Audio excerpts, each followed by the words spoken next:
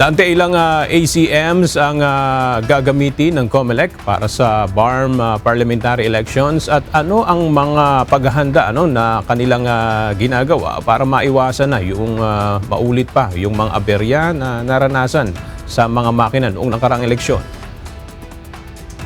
Magandang umaga-aga. Ayon sa Commission on Elections, 7,000 mga automated counting machines yung kanilang rerentahan pa rin. Pero ang gagamitin sa aktual na eleksyon ay 3,500 lamang, katumbas yan ng mga presinto dyan sa Bangsamoro Region. Ibig sabihin, yung mahigit 3,000 natitira ay magiging backup machines ito kung sakasakaling magkaroon ng aberya doon sa gagamiting mga main machine. At ayon pa kay Chairman Garcia kanina, ay dadaan pa naman ito sa mga proseso para matiyak na hindi na nga mauulit yung mga unang nangyaring aberya nitong nakaraang midterm election.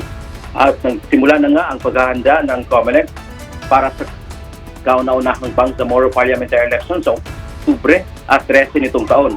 Kahapon ay nagkaroon ng unang meeting ang COMELEC kasama ang kanilang mga opisyal sa BARM. Sa isang forum ngayong umaga, inihayag ni Chairman George Erwin Garcia ang mga makina o automated counting machine o ACM pa rin ang miro ang kanilang gagamitin sa parliamentary elections. Ito ay sa pamamagitan ng tinatawag nilang repeat order. Paliwanag ng komisyon, kaunti lang kasi ang panahon na mayroon sila bago ang eleksyon. Mayroong mahigit 10,000 ACMs na hindi nagamit noong midterm elections dahil itinalaga itong backup machines.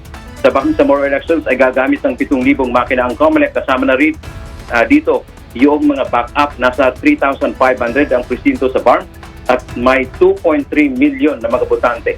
Samantala, aga magsasagawa naman ng 10 araw na voter registration ang COMELEC sa bansa sa Hulyo.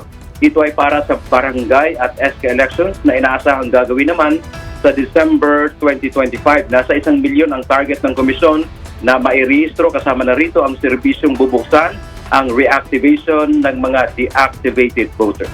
Yan man ang ating update mula dito sa Maynila. Balik sa iyo, Aga. Maraming salamat, Dante Amento.